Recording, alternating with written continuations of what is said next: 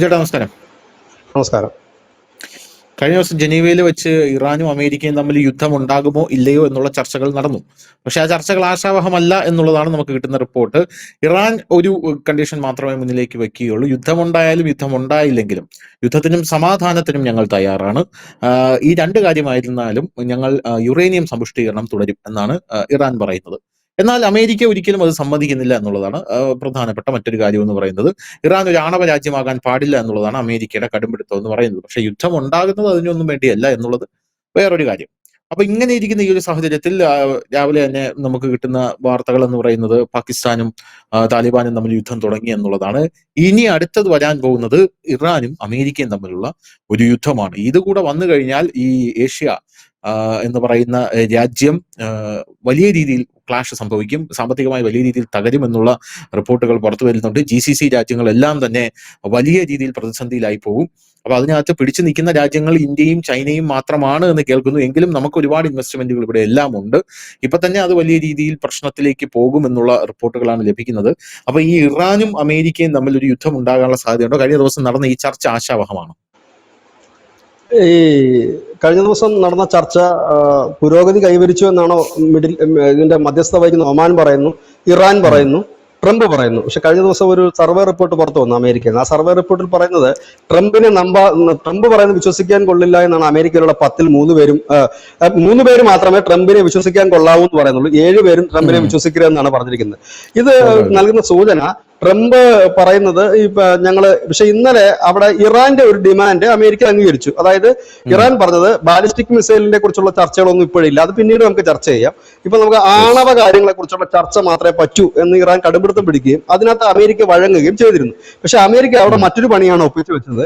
ആ ചർച്ചയിൽ അമേരിക്ക പറഞ്ഞത്, നിങ്ങളുടെ സമ്പുഷ്ട യുറേനിയം ഞങ്ങളെ ഏൽപ്പിക്കുക, നിങ്ങൾ ഇതിന്റെ പരിപാടിയായിട്ട് മുമ്പോട്ട് പോകരുത്. റഷ്യ 2 ആഴ്ചക്ക് മുമ്പ് പറഞ്ഞത് ഇറാന്റെ സമ്പുഷ്ട യുറേനിയം ഏറ്റെടുക്കാൻ ഞങ്ങൾ തയ്യാറാണ് എന്ന് പറയുന്നു. ഈ നിൽക്കുന്ന ഒരു സാഹചര്യം ഇപ്പോൾ അമേരിക്ക, അതായത് ഈ എവിടെങ്കിലും ഇവിടുത്തെ ഇറാൻ അല്പമെങ്കിലും ഒന്ന് വഴങ്ങിക്കൊടുക്കുമ്പോൾ അതിന്റെ മെക്കെട്ട് കയറിക്കൊണ്ട് പുതിയ ഡിമാൻഡുകളാണ് അമേരിക്ക വെക്കുന്നത്. ഇതിൽ നിന്ന് മനസ്സിലാക്കാൻ കഴിയുന്നത് ഇറാൻ ഇവർക്ക് ആക്രമിക്കണം എന്നുള്ള ഇവരുടെ ഒരു അജണ്ടയുടെ ഭാഗമാണ്. 2 കാര്യങ്ങളുണ്ട്. ഒന്ന്, ആക്രമിക്കണം എന്നുള്ളത് ഇവരുടെ ഒരു നേരത്തെ തന്നെ സെറ്റ് ചെയ്ത് വെച്ചിരിക്കുന്ന ഒരു പ്രോഗ്രാമാണ്. പക്ഷെ ഈ ആക്രമിച്ചു കഴിഞ്ഞാൽ ഉണ്ടാകുന്ന ഭവിഷ്യത്ത് എന്താണ് എന്നുള്ളതാണ് അവരെ അല്പമെങ്കിലും പിന്നാക്കം വലിക്കുന്നത്. ഇവിടെ ഒരു വിഷയമുണ്ട് ഇതിനകത്ത്. കാരണം റഷ്യ നേരത്തെ തന്നെ പറഞ്ഞു കഴിഞ്ഞിരിക്കുന്നു, ഇറാന്റെ സമ്പുഷ്ട യുറേനിയം അവർക്ക് വേണ്ടെങ്കിൽ വേണ്ട, അല്ലെങ്കിൽ അവര് അത് ചെയ്യിക്കണ്ട, അവരുടെ കയ്യിലിരിക്കുന്ന സമ്പുഷ്ട യുറേനിയം ഞങ്ങൾക്ക് തന്നേക്കൂ എന്ന് പറഞ്ഞു. അന്ന് അതിനെക്കുറിച്ച് ആരും പറഞ്ഞില്ല. ഇപ്പൊ അമേരിക്ക ആവശ്യപ്പെടുന്നത് നിങ്ങൾ ഇത് നിർത്തിവെക്കുക മാത്രമല്ല ഞങ്ങളെ ഏൽപ്പിക്കുകയും വേണമെന്ന്. എന്തായാലും ഇത് ഇറാൻ അംഗീകരിക്കാൻ യാതൊരു സാധ്യതയുമില്ല. അമേരിക്ക കണക്കുള്ള രാജ്യത്തിന് ഇറാന്റെ സമ്പുഷ്ട യുറേനിയം ഏൽപ്പിക്കുക എന്ന് പറഞ്ഞാൽ അതൊരു നടക്കാത്തൊരു കാര്യം. അതായത് നടക്കാത്ത കാര്യങ്ങൾ മുമ്പോട്ട് വെക്കുക, അതിനെ തട്ടിമുട്ടി യുദ്ധത്തിന്റെ കാഹളം മുഴക്കുക എന്നുള്ളതാണ് ഇപ്പോൾ ചെയ്തു വരുന്ന ഒരു കാര്യം. ഏതായാലും ഈ ട്രംപിനെ കുഴപ്പിക്കുന്ന ഒരു കാര്യം പഴയതുപോലെ ആയിരിക്കില്ല എന്നുള്ള കാര്യം അമേരിക്കയ്ക്ക് ഏറെക്കുറെ അറിയാം. കാരണം ഇത് മിഡിൽ ഈസ്റ്റിൽ ഉൾപ്പെടെ, ധനുഷ് നേരത്തെ പറഞ്ഞ GCC രാജ്യങ്ങൾ ഉൾപ്പെടെ പണി കിട്ടുന്ന തരത്തിലേക്ക് ഈ വാർ മാറും. ഈ ഹോർമുസ് കടലെടുക്ക് മാത്രമല്ല പല രീതിയിൽ ഇത് മാറും. ഇത് മുന്നിട്ട് കണ്ടുകൊണ്ട് ഇപ്പോൾ അമേരിക്ക 30 വർഷത്തിന് ശേഷം ഒരു നീക്കം നടത്തുന്നുണ്ട്. അതായത് ഈ ഇസ്രായേലിന്റെ വ്യോമത്താവളങ്ങളൊന്നും അമേരിക്ക അവരുടെ വിമാനങ്ങൾ കൊണ്ടിടാറില്ല. അമേരിക്കൻ യുദ്ധവിമാനങ്ങളൊന്നും ഇസ്രായേലിന്റെ വ്യോമത്താവളങ്ങളിൽ സാധാരണ വിന്യസിക്കാറില്ല. പക്ഷെ അതെന്തുകൊണ്ടാണെന്ന് വെച്ചാൽ അമേരിക്കയുടെ പങ്കാളികൾ ആണ് അറബ് രാജ്യങ്ങളിൽ മിക്കതും. അവരെ ചൊടിപ്പിക്കേണ്ട എന്ന് കരുതിയിട്ടാണ് ഇസ്രായേൽ കൊണ്ട് അവർ യുദ്ധവിമാനം ഇടാഞ്ഞത്. പക്ഷെ കഴിഞ്ഞ ദിവസം അവരവരുടെ ഏറ്റവും പ്രീമിയർ സ്റ്റെൽത്ത് ഫൈറ്ററുകൾ കൊണ്ട് ഇസ്രായേൽ വ്യോമത്താവളത്തിൽ വിന്യസിച്ചിരിക്കുന്നു. അമേരിക്കയുടെ F-22 എന്ന് പറയുന്ന സ്റ്റെൽത്ത് ജെറ്റുകൾ ഇസ്രായേലിൽ എത്തിക്കഴിഞ്ഞിരിക്കുന്നു.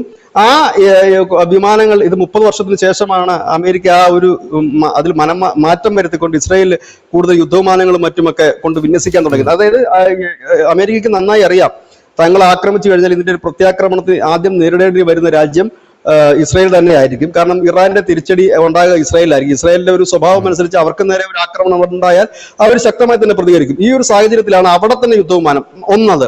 രണ്ടാമത്തെ ഒരു കാര്യം, ഈ യുദ്ധം നീണ്ടു പോവുകയാണെങ്കിൽ ഇപ്പോൾ ഈ മിഡിൽ ഈസ്റ്റിലുള്ള പല രാജ്യങ്ങളും അമേരിക്കയ്ക്ക് കൊടുക്കുന്ന പിന്തുണ പിന്നീട് തുടരണമെന്നില്ല. കാരണം ഞങ്ങളുടെ വ്യോമത്താവളം ഉപയോഗിക്കരുതെന്ന് നാളെ ഒരുപക്ഷെ ഒമാൻ പറഞ്ഞേക്കാം, ഇല്ലെങ്കിൽ സൗദി പറഞ്ഞേക്കാം, ഇല്ലെങ്കിൽ ഖത്തർ പറഞ്ഞേക്കാം, അങ്ങനെ കരുതേണ്ടി വരും. അങ്ങനെ ഒരു സാഹചര്യം വന്നാലും അമേരിക്കയ്ക്ക് പിടിച്ചു നിൽക്കണമെന്നുണ്ടെങ്കിൽ ഈ ഇസ്രായേൽ കണക്കുള്ള രാജ്യത്ത് അവരുടെ യുദ്ധവിമാനങ്ങളും മറ്റും വിന്യസിച്ചേ മതിയാകുകയുള്ളൂ. കാരണം നമ്മളിത് കണ്ടതാണ്. ഇത് നീണ്ടു പോയി കഴിഞ്ഞാൽ ഉണ്ടാകുന്ന ഭവിഷ്യത്തുകൾ അനവധിയാണ്. കാരണം ഈ മിഡിൽ ഈസ്റ്റിൽ നിന്ന് ഇപ്പോൾ അമേരിക്കയ്ക്ക് കിട്ടുന്ന ഒരു പിന്തുണയുണ്ട്, അതായത് ഈ GCC രാജ്യങ്ങൾ കൊടുക്കുന്ന ഒരു പിന്തുണയുണ്ട്. അത് ഒരുപക്ഷെ തുടർന്ന് കിട്ടാനുള്ള സാധ്യതകൾ ഒരുപക്ഷെ കുറഞ്ഞു തുടങ്ങും. കാരണം എല്ലാ രാജ്യത്തും ജനങ്ങളുണ്ടല്ലോ, ആ ജനങ്ങൾക്ക് ഒരുപക്ഷെ അത് എത്രത്തോളം ഉൾക്കൊള്ളാൻ കഴിയുമെന്നുള്ള കാര്യവും, കാരണം പിന്നീട് നമ്മൾ കണ്ടതാണ് ഇത് ഈ ഇറാന്റെ വാറ് പെട്ടെന്ന് നിർത്താണ്ടായ ഒരു കാരണവും ഈ മിഡിൽ ഈസ്റ്റ് രാജ്യങ്ങൾ, പ്രത്യേകിച്ച് GCC രാജ്യങ്ങൾ ഒരു കർശനമായ നിലപാടിലേക്ക് പോയി. ഇത് നിർത്തണം, ഇല്ലെങ്കിൽ ഞങ്ങൾക്ക് ഇത് ബുദ്ധിമുട്ടാണ് എന്ന് പറയുന്ന ഒരു സാഹചര്യത്തിലേക്ക് പോയി. പ്രത്യേകിച്ച് ഈ ഹോർമിസ് കടലിടുക്കിന്റെ അതിനകത്തൊരു അപകടം പറ്റിയാൽ, ആ കടലിടുക്കിന് ഒരു തകർച്ച പറ്റിക്കഴിഞ്ഞാൽ അത് ഈ GCC രാജ്യങ്ങളെ വലിയ രീതിയിൽ തന്നെ ബാധിക്കും. അതുകൊണ്ട് തന്നെ അവരിതിന് ചിലപ്പോൾ 1-2 ദിവസത്തേക്കൊക്കെ അടിക്കാനോ അല്ലെങ്കിൽ ഒരു പ്രത്യേക പോയിന്റിൽ അടിക്കാനോ ഒക്കെ അവരൊരു പക്ഷേ അനുവാദം കൊടുത്തെങ്കിൽ പോലും പിന്നീട് അത് അവർക്കിടയിലും ഒരു വലിയ ബാധ്യത വരുത്തി വെക്കുന്ന ഒരു കാര്യത്തിലേക്ക് നീങ്ങും. അത് മാത്രമല്ല, ഇറാൻ പോലൊരു രാജ്യം തകർന്നു കഴിഞ്ഞാൽ അതിന്റെ ഏറ്റവും തിക്തഫലങ്ങൾ അനുഭവിക്കേണ്ടി വരുന്ന സൗദി അടക്കമുള്ള രാജ്യങ്ങളുമായിരിക്കും. കാരണം ഈ ഇറാന്റെ പിന്തുണയോട് കൂടിയിട്ടാണ് ഈ മിലീഷ്യകളും ഹൂത്തികളും ഒക്കെ മുമ്പ് ഈ സൗദി അറേബ്യക്കെതിരെ ആക്രമണം നടത്തിയിരുന്നത്. അവരെ തടയാനാണല്ലോ അമേരിക്ക അവിടെ ആദ്യം എത്തുന്നത്. ഏതായാലും ഇറാൻ തകരുകയാണെങ്കിൽ അത്തരത്തിലുള്ള ഗ്രൂപ്പുകൾ മിഡിൽ ഈസ്റ്റിലെ രാജ്യങ്ങളിൽ കടന്നു കയറിയും അവിടെ ഭീകരവാദം ഉൾപ്പെടെയുള്ള കാര്യങ്ങളിലേക്ക് തിരിയുമോ എന്നൊരു ഭയവും മിഡിൽ ഈസ്റ്റ് രാജ്യങ്ങൾക്കുണ്ട്, പ്രത്യേകിച്ച് GCC രാജ്യങ്ങൾക്കുണ്ട്. ഇത് സംഭവിച്ചുകൂടായികയൊന്നുമില്ല. കാരണം നിലവിൽ അത് അങ്ങനത്തെ ഒരു രീതിയിലാണ് നിൽക്കുന്നത്. ഈ ഹൂത്തികളുടെ പ്രശ്നമായാലും ഒക്കെ ഇവരാരും അങ്ങനെ വളരെ സ്നേഹത്തിൽ കഴിയുന്ന ഒരു വിഭാഗമൊന്നുമല്ല. അങ്ങനെ ഒരു വിഷയം ഇതിനകത്തുണ്ട്. അത് കൂടാതെ തന്നെ ഇപ്പോഴൊരു അടി കൊടുത്തു കഴിഞ്ഞാൽ ഇതിന്റെ ഒരു പ്രത്യാഘാതമായി ഇസ്രായേല് നടത്തുന്ന പ്രത്യാക്രമണം അമേരിക്കയ്ക്ക് നേരെ ആയിരിക്കില്ല. അമേരിക്കയുടെ വ്യോമകേന്ദ്രങ്ങൾക്ക് എന്ന് പറഞ്ഞ് അവർ ചെയ്യുന്ന ആ ആക്രമണം ഒരുപക്ഷെ സൗദിയും ഖത്തറിന്റെയും ഒക്കെ സാമ്പത്തിക നട്ടൽ തന്നെ തകർക്കുന്ന തരത്തിലേക്കും പോകാം. ഇങ്ങനെയൊക്കെ വന്നു കഴിഞ്ഞാൽ അത് കുറച്ചുകൂടെ വലിയ പ്രോബ്ലത്തിലേക്ക് മാറും. രണ്ടാമത്തെ ഒരു പ്രധാനപ്പെട്ട കാര്യം, എണ്ണവില ഭയങ്കരമായി കൂടും. എണ്ണവില ഉയരും എന്ന് മാത്രവുമല്ല, ഈ ആവശ്യത്തിലധികം എണ്ണ കിട്ടാത്തൊരു സാഹചര്യത്തിലേക്കും വരും.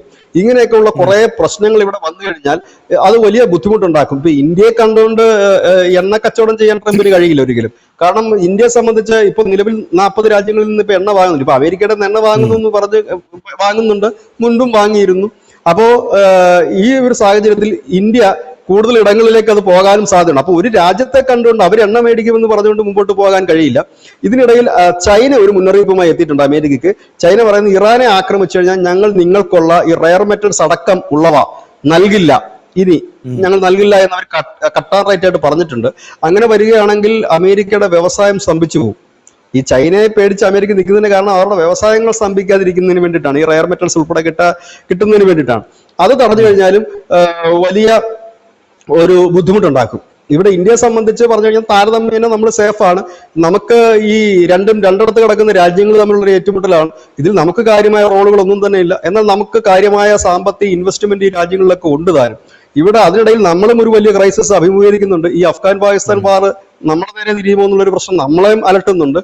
അങ്ങനെ നിൽക്കുന്ന സാഹചര്യത്തിൽ നമ്മൾ പിന്നെ പണ്ടും അന്നും ഇന്നും ഒന്നും ഒരു രാജ്യത്തിന്റെയും കാര്യങ്ങൾ ഇടപെടാറുള്ള രാജ്യമല്ല ഇന്ത്യ. നമ്മുടെ അന്നും ഇന്നും ഒക്കെ ഉള്ള എന്നത്തെയും ഒരു പോളിസി എന്ന് പറഞ്ഞു കഴിഞ്ഞാൽ സമാധാനത്തിന് വേണ്ടി പ്രവർത്തിക്കുക, കാര്യങ്ങൾ ചർച്ചയിലൂടെ പരിഹരിക്കുക എന്നുള്ളതാണ്. ഇന്നും അതേ സ്റ്റാൻഡിലാണ് നമ്മൾ നിൽക്കുന്നത്. ഒപ്പം തന്നെ നമ്മുടെ രാജ്യത്തെ 140 കോടി ജനങ്ങളെ സംരക്ഷിക്കുക എന്നുള്ളതിന് നമ്മൾ ഏതറ്റം വരെ പോകും എന്നും നമ്മൾ പറഞ്ഞിട്ടുണ്ട്. ഈ ഒരു സാഹചര്യത്തിൽ ഇറാൻ ഈ അമേരിക്ക വിഷയത്തിൽ ഇന്ത്യ ഇടപെടേണ്ട ആവശ്യവും ഇന്ത്യക്കില്ല. പക്ഷെ ഇന്ത്യ എപ്പോഴും പറയുന്നൊരു കാര്യമുണ്ട്, നയതന്ത്ര തലത്തിൽ അത് പരിഹരിക്കണം എന്ന ഒരു ആവശ്യവും ഇന്ത്യ മുൻപോട്ട് വെച്ചിട്ടുണ്ട്.